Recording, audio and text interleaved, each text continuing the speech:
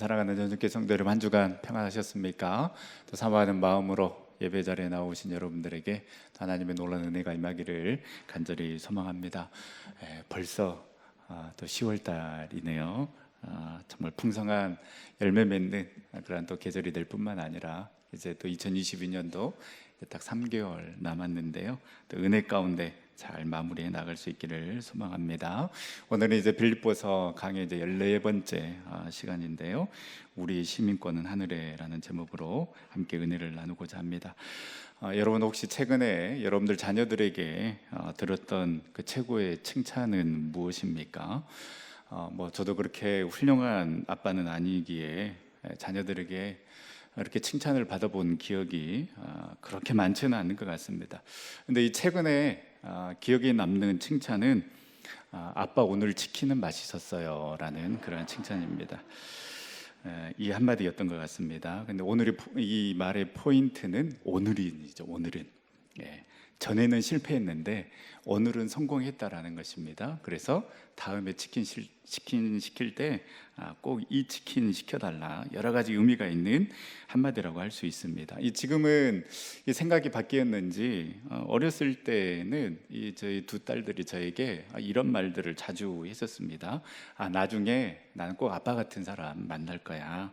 그래서 아빠가 최고라고. 아빠 너무 자상하고 성격도 좋고 멋지다고, 그래서 꼭 아빠 같은 사람 만나서 결혼할 거라고 이렇게 이야기를 자주 했었었는데, 지금은 생각이 바뀌었는지 이런 말을 안 하더라고요. 그런데 그때 그런 말을 들으면은 참 행복했습니다. 또 우리 딸들이, 우리 자녀들이 나를 정말 이렇게 좋게 바라보고 있고 또 자랑스러워하고 있구나, 참 뿌듯하고 기분이 좋았습니다. 그러나 이 뿌듯함은 그렇게 오래 가지 않았습니다. 왜냐하면 바로 다른 여인의 한마디 때문입니다.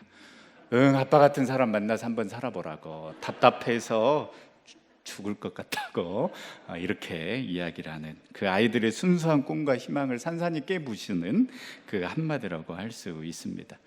여러분, 내가 누군가에게 본이 된다라는 것, 그래서 그 누군가가 내가 당신을 닮아가고 싶습니다 라고 이렇게 이야기를 해준다라면 그것처럼 행복한 일 없을 것입니다. 뿐만 아니라 정말로 내가 닮고 싶은 그 대상이 있다라는 것도 행복한 일입니다. 우리가 함께 이렇게 전세계 공동체를 이루어 가지만은요, 우리 공동체 안에 내가 정말 저 장로님, 저 권사님, 저 집사님처럼 신앙생활을 해야 되겠구나라는 그런 본이 되는 사람들이 많으면 많을수록 정말 그 행복한 교회이지 않겠습니까? 오늘 말씀을 통해서 정말 우리는 누구를 본받고 닮아가야 하는가, 또한 우리는 어떠한 존재이며 어디에 소망을 두고 살아가야 하는가, 오늘 본문 말씀을 묵상하며 그 답을 얻고자 합니다.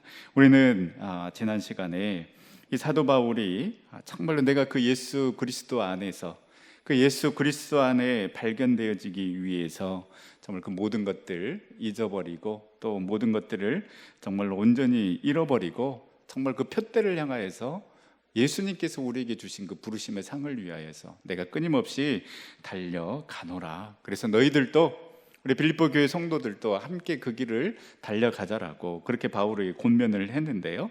오늘 말씀에 보면 이제 바울은 또 다른 권면을 이 빌립보 교회 성도들에게 하고 있습니다. 17절 말씀에 이렇게 권면합니다. 17절에 형제들아, 너희는 함께 나를 본받으라. 그리고 너희가 우리를 본받은 것처럼 그와 같이 행하는 자들을 눈여겨보라. 여러분, 우리가 누군가를 본받고 싶다라고 말을 할 수 있습니다. 또 말씀드린 것처럼 본받을 만한 대상이 있다라는 것, 굉장히 바람직한 일이라고 할 수 있습니다. 그런데 내가 내 입술로 나를 본받으라고 이렇게 이야기할 수 있는 것, 쉽게 할 수 있는 말이 아닙니다. 더구나 우리나라는 겸손을 미덕으로 삼고 있기 때문에 정말로 충분히 본이 될 만한 그러한 삶을 살아가고 있다 할지라도요, 진짜 강심장이 아니고서는 나를 본받으십시오, 나처럼 살아가십시오 라고 이렇게 말할 수 있는 사람 그리 많지 않으리라고 생각합니다. 이제는 정말 누구나 인정할 수밖에 없는 세계적인 선수가 됐습니다. 우리 손흥민 선수. 그런데요, 이 손흥민 선수를 보면 그렇게 겸손할 수가 없습니다. 오늘 너무 컨디션이 좋아서 내가 뭐 2골, 3골 헤드트릭 할 수 있을 줄 알았습니다. 그리고 오늘은 내가 생각하는 대로 플레이가 잘 풀렸습니다 라고 이렇게 얼마든지 당당하게 인터뷰할 수 있는 선수임에도 불구하고 항상 이렇게 손흥민 선수 인터뷰하는 걸 들어보면 그 모든 공을 함께 뛴 그 선수들에게 돌리는, 특별히 또 좋게 어시스트 해준 그 선수에게 공을 돌리는 것을 볼 수가 있습니다. 이미 우리는 지난주에 묵상했지만은요, 바울은 정말 많은 것들을 이뤄낸 사람이었습니다. 그러나 그는 고백합니다. 3장 12절에 내가 얻었다 함도 아니요 온전히 이루었다 함도 아니라고 고백합니다. 아직 나는 부족하다라는 거예요. 그 많은 것들을 이루었음에도 불구하고 아직 나는 부족하다라는 것이죠. 더 많은 것을 이루어야 하기 때문에 표대를 향하여서 나는 끊임없이 달려가노라고 고백했던 바울이지 않습니까? 그런데 이랬던 바울이 이제는 나를 본받으라고 이렇게 바울이 자신 있게 이야기할 수 있는 그 근거가 무엇이겠습니까? 그 또한 바울 또한 바로 본받을 만한 다른 본이 있었기 때문이었습니다. 그래서 고린도전서 11장 1절 말씀에 보면 내가 그리스도를 본받는 자 된 것 같이 너희는 나를 본받는 자가 되라. 내가 그리스도를 본받는 자처럼 너희들도 나를 본받는 자가 되라고 말씀하고 있습니다. 바울의 본은 예수 그리스도였습니다. 그래서 바울은 자신을 드러낼 수 있는 그 모든 것들, 그 완벽한 스펙을 배설물로 여겼습니다. 이러한 것들이 나의 자랑이 되지 않도록 오히려 의지적으로 잃어버리고 절대 내가 그것을 찾지 않겠노라고, 붙잡지 않겠노라고, 뒤돌아서지 않겠노라고 결단했습니다. 왜 그렇습니까? 예수 그리스도를 얻기 위해서, 그 예수 그리스도를 본받기 위해서였습니다. 어느 정도까지 바울은 그 예수 그리스도를 본받았는가? 3장 10절 말씀에 보니까요, 내가 그리스도와 그 부활의 권능과 그 고난의 참여함을 알고자 하여 그의 죽으심을 본받아. 바울은 그 예수 그리스도를 본받았는데 그 예수 그리스도의 그 어느 것까지 본받느냐? 바로 그의 죽으심까지 본받았던 사람이 바로 바울이었습니다. 예수 그리스도의 그 죽으심을 본받았기 때문에 사도 바울은 영광의 길이 아닌 고난의 길을 선택할 수 있었습니다. 그 예수 그리스도의 그 죽으심을 본받았기 때문에 넓은 길, 편안한 길이 아닌 좁은 길을 걸어갈 수 있었고, 그 예수 그리스도의 죽으심을 본받았기 때문에 우리 주님이 그리하셨던 것처럼 그 목숨조차도 아끼지 아니하고 한 생명을 살리기 위해, 구원하기 위해 그 복음 전도자의 길, 그 사명자의 길을 걸어갔던 사람이 바로 사도 바울이었습니다. 저와 여러분들의 모델은 누구입니까? 초고속으로 승진하여 모든 사람들이 부러워하는 그 사람을 모델로 삼고 있습니까?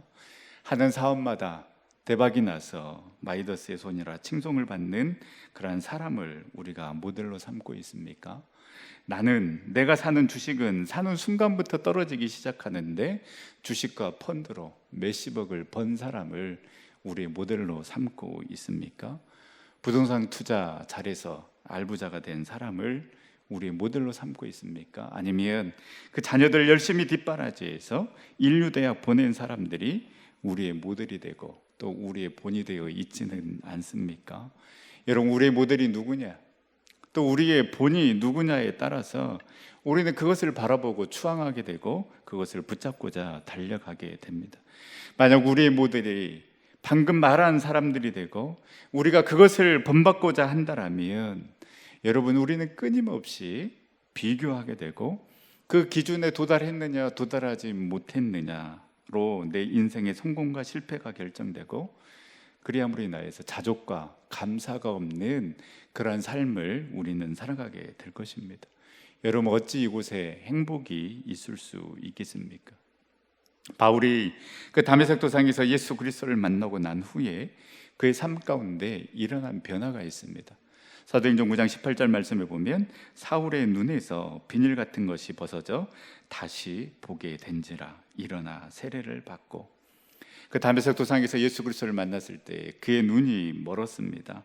그런데 정말 그 선지자를 통하여서 이제 바울의 눈이 다시 뜨게 됐는데 그 눈에서 비늘 같은 것이 벗어졌다. 그래서 다시 보게 되었다라고 이야기를 하고 있는 것입니다. 보지 못했던 눈이 다시 보게 되었다라는 그런 의미도 있지만은 이제 사도 바울은 그 예수 그리스도를 만나고 난 다음에 그 눈의 비늘이 벗어져 다시 보게 되었다라는 것은 이제는 다른 가치관으로 세상을 바라보게 되었다라는 것입니다. 그래서 예수 그리스도를 얻고 그 안에서 발견되어지기 위해 모든 것을 배설물로 여겨버리며 주님을 본받으며 살아갔기 때문에 바울은 나를 본받으라고 이야기할 수 있는 것입니다. 사랑하는 전성교회 성도 여러분, 저와 여러분들도 그 예수 그리스도를 만나서 우리의 눈에 그 비닐이 벗겨지는 그 놀라운 축복의 은혜가 있기를 간절히 소망합니다. 그리하여서 온전히 우리 주님만을 바라볼 수 있기를 소망합니다. 그래서 우리의 모델도, 우리가 닮아가야 할 분도 오직 예수 그리스도 한 분이 될 수 있기를 간절히 소망합니다. 그래서 그 믿음의 길을 걸어감으로 말미암아 정말 우리 자녀들에게도 또 우리 성도들에게도 믿음의 본이 되어서 정말 그 축복의 통로의 삶을 살아가는 우리 전생의 모든 식구들이 다 될 수 있기를 간절히 소망합니다. 이처럼 예수 그리스도를 본받아 살아가는 그 자신을 본받으라고 바울은 말하고 있지만은요, 그러나 이 빌립보 교회 안에는 이 그리스도를 본받아 정말로 그리스도를 본받아 살아가는 이 바울을 본받지 아니하고 마치 그 비닐이 벗겨지지 않는 것처럼 예전에 바울이 살아갔던 그 자신의 스펙을 의지하며 그것을 붙잡고 살아가려고 했던 그 전의 바울의 모습을 쫓아가는 그러한 성도들이 있었다라는 것입니다. 그래서 바울은 18절에 이렇게 이야기를 합니다. 내가 여러 번 너희에게 말하였거니와 이제도 눈물을 흘리며 말하노니 여러 사람들이 그리스도의 십자가에 원수로 행하느니라. 이미 바울은 여러 번 그 빌립보 성도들에게 이야기를 했다라는 것입니다. 그리고 지금 나는 감옥에 있지만은 이제 눈물을 흘리며 내가 너희들에게 권면을 한다 라고 이렇게 바울은 고백하고 있습니다. 그런데 여러 사람들이 그럼에도 불구하고 그리스도의 십자가에 원수로 행하고 있다라고 이야기를 하고 있습니다. 여기에서 이 눈물을 흘리다라는 것은요, 그냥 어떤 슬퍼서 흐르는 그러한 눈물이 아닙니다. 그냥 심한 고통을 느끼며 소리내어서 우는 그 단어가 바로 이 눈물을 흘리며라는 단어인 것입니다. 그러니까 바울은 지금 멀리 떨어져서 이 로마의 감옥에 있지만은 그 빌립보 성도들을 생각하면서 그 그리스도의 그 십자가의 원수로 행하는 그 성도들을 생각하며 그 감옥에서 통곡하며 지금 눈물을 흘리며 기도하고 권면하고 있는 것입니다. 그렇다면 이들이 어떠한 삶을 살아가고 있기에 바울이 이렇게 눈물을 흘릴 수밖에 없었는가? 19절에 그들의 삶이 기록되어 있습니다. 19절 말씀에 보면 그들의 마침은 멸망이요 그들의 신은 배요 그 영광은 그들의 부끄러움에 있고 땅의 일을 생각하는 자라. 이 빌립보에 사는 사람들은 바로 로마 시민권자로서 이 로마 제국 내에 사는 사람들처럼 이 로마법에 적용을 받았습니다. 그래서 이 빌립보 이 도시의 사람들은요, 자신들이 이 로마의 시민권자임을 굉장히 자랑스러워했습니다. 근데 여러분 어떻습니까? 그 영원할 것만 같았던 그 로마 제국 어떻게 됐습니까? 결국은 멸망했습니다. 영원할 것 같았고 내가 붙잡고 있는 것이 나를 지켜줄 것 같지만은요, 그러나 예수 그리스도 외에 영원한 것 없다라는 것, 이것이 우리의 믿음이 될 수 있기를 간절히 소망합니다. 예수 그리스도 안에 있지 않으면, 그 예수 그리스도와 연결되어 있지 않으면 모든 것은 헛되고 헛된 것이며 모두 다 멸망할 것들이요 모두 다 사라질 것들입니다. 또한 이들은 자신의 배를 신으로 삼았다라고 말하고 있습니다. 그만큼 먹고 마시고 즐기는 것이 이들의 기쁨이었습니다. 이 먹고 마시고 즐기는 것이 그들의 신이 되어 버릴 정도로 그들은 먹고 마시는 것을 너무나도 좋아했습니다. 당시 이 로마 제국은 전성기를 구가하고 있었기 때문에 이 먹고 마시는 이 잔치 문화와 목욕 문화가 발달했습니다. 잔치 문화, 목욕 문화가 발달했다라는 것은 그만큼 쾌락과 향락에 빠져서 방탕하게 살아가는 자들이 많이 있었다라는 것입니다. 그런데 빌립보 교회 안에도 예수 그리스도의 그 놀라운 은혜를 받고 살아가는 성도들 가운데서도 이러한 삶을 살아가는 자들이 있었다라는 것입니다. 그뿐 아니라 이들은 누가 봐도 그 수치스러운 것을 영광으로 생각했습니다. 아, 이것이 죄구나. 아, 내가 지금 잘못 살고 있구나. 이렇게 살아서는 안 되겠구나라는 것을 느껴야 되는데, 보통의 사람이라면 누구나 그것을 느낄 수 있을 텐데 이들은 전혀 부끄러움을 느끼지 못하고 오히려 그 수치스럽게 살아가는, 모든 사람들이 봤을 때 부끄럽게 살아가는 그 삶을 오히려 영광스럽게 생각하고 있었다라는 것입니다. 그러니 얼마나 타락한 삶을 살아가고 있었겠습니까? 이런 사람들을 향해 바울은 땅의 일을 생각하는 사람들이다라고 이야기를 하고 있습니다. 그들의 마음이, 그들의 중심이 늘 땅의 일을 생각하고 있었기 때문에 먹고 마시는 것, 썩어 없어질 것, 그것에 온 힘과 온 정성을 다해서 쫓아가는 삶을 살아가고 있었다라는 것입니다. 여러분, 예수 그리스도를 믿는다라는 것, 이것이 무엇입니까? 땅의 일을 생각하고 거기에 마음을 두는 자가 아니라 예수님의 마음으로 예수님을 생각하고 우리의 삶의 자리에서 예수님이라면 어떻게 하셨을까를 생각하며 예수님이 원하시는 삶을 살아가는 자가 예수님을 믿는 자라고 할 수 있습니다.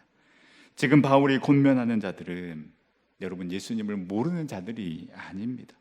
이미 빌립보 교회 안에 있는 그 성도들에게 지금 하고 있는 말입니다. 눈물을 흘리면서 권면하고 있는 말입니다. 이미 예수 그리스도의 그 은혜를 누렸던 자들입니다. 그런데 그들은 지금 당장 눈에 보이는 것, 마침내는 멸망할 것들에 사로잡혀 있고 자신의 배를 채우면서 쾌락과 향락에 빠져 허우적거리며 전혀 그것이 죄임을 알지 못하고 오로지 땅의 일만을 생각하며 살아가고 있습니다. 예수 그리스도의 그 십자가의 은혜와 사랑을 기억하며 그 감격 가운데 살아가야 되는데 오히려 우리는 이 빌립보 교회 성도들처럼 예수 그리스도의 그 십자가의 원수로 행하고 있지는 않습니까? 우리를 살리는 것은 육이 아니라 영임에도 불구하고 자꾸만 순서를 바꿔가면서 먼저 내 육을 채운 다음에 하나님을 섬기겠습니다. 먼저 내가 이루고 싶은 것 이루고 난 다음에 그 다음에 당신이 원하는 것을 하겠습니다. 조금만 더 바로 이 더전병에 걸려서 땅의 일만을 생각하며 살아가고 있지는 않습니까? 여러분, 이 유혹과 시험은 우리에게도 계속해서 다가올 것입니다. 빌립보 교회 성도들에게 뿐만 아니라 지금 믿음 생활하고 있는 우리에게도 계속해서 다가온다라는 것입니다. 그렇기 때문에 우리 주님은 이미 보여주셨습니다. 그 주님의 택한 자녀들, 주님을 믿는 자들이 어떻게 하면 이 시험과 유혹을 이길 수 있을 것인가를 이미 우리 주님께서는 보여주셨습니다. 예수님께서 세례 요한에게 세례를 받으시고 본격적인 그 공생의 사역을 시작하실 때에 마귀에게 시험을 받으십니다. 40일 금식한 그 예수님께 이 사탄이 나와서 네가 만일 하나님의 아들이거든 이 돌들로 떡덩이가 되게 하라, 예수님을 시험하십니다. 여러분, 이 시험은 우선순위의 문제입니다. 너 배고프잖아. 너 배고프기 때문에 네 배부터 먼저 채우라는 것입니다. 네 하고 싶은 거 먼저 하라는 것입니다. 네 욕심대로, 네 욕망대로 살아가라는 것입니다. 예수님께서 어떻게 이 시험을 이기십니까? 마태복음 4장 4절에 사람이 떡으로만 살 것이 아니요 하나님의 입으로 나오는 모든 말씀으로 살 것이라 하셨습니다. 여전히 세상은 떡으로만 살아가라고 이야기를 하지만은, 그러나 떡이 우리를 살리는 것이 아니라 하나님의 말씀이 우리를 살리는 줄 믿습니다. 또 예수님을 성전 꼭대기에 세우고 주의 사자들이 그들의 손으로 너를 받들어 발이 돌에 부딪히지 않게 해줄 것이기 때문에 여기에서 뛰어내리라고 이야기를 합니다. 이때 예수님께서는 마태복음 4장 7절 말씀에 주 너의 하나님을 시험하지 말라라고 말씀하십니다. 여러분, 하나님은 신뢰의 대상이지 시험의 대상이 아닙니다. 타협의 대상이 아닙니다. 그리 아니하실지라도 내가 끝까지 믿고 신뢰할 분이 바로 오직 우리 주님인 줄 믿습니다. 내가 원하는 대로 되면 섬기고 내가 원하는 대로 되지 않으면 섬기지 않아도 되는 분이 아니라는 것입니다. 마지막 시험은 내게 엎드려 경배하면 이 모든 것을 내게 주겠다라고 나에게 절하라는 시험입니다. 늘 그렇습니다. 마치 세상이 모든 것을 줄 것처럼 그렇게 우리를 유혹합니다. 빌립보 교회의 성도들도 이 로마 시민권이 모든 것을 줄 것처럼 그것만을 쫓아서 달려갔습니다. 그리고 쉽게 가라고 유혹합니다.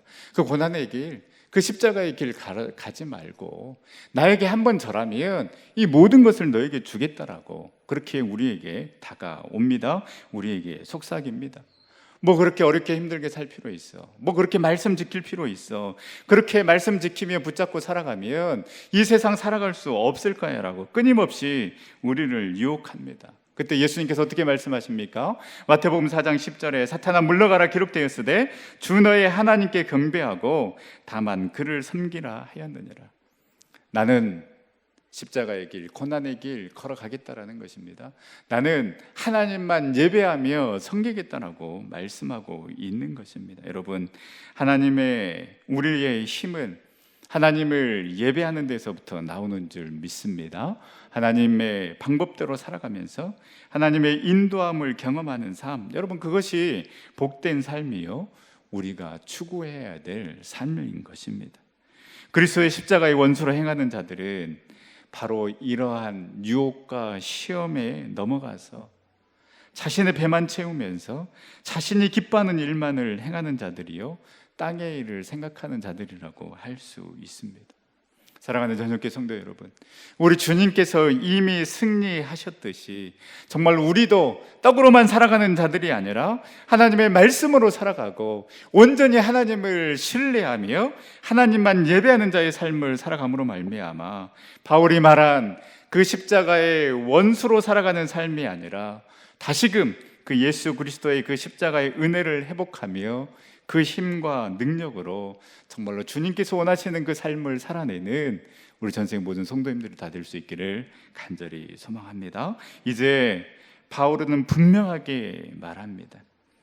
어떻게 이 예수 그리스도의 그 십자가의 은혜를 회복하며 이 땅에서 진정한 그리스도인으로 살아갈 수 있을까? 우리 20절, 21절 말씀 우리 다 같이 한번 읽도록 하겠습니다. 그러나 우리의 시민권은 하늘에 있는지라 거기로부터 구원하는 자 곧 주 예수 그리스도를 기다리노니 그는 만물을 자기에게 복종하게 하실 수 있는 자의 역사로 우리의 낮은 몸을 자기의 영광의 몸의 형체와 같이 변하게 하시리라. 아멘.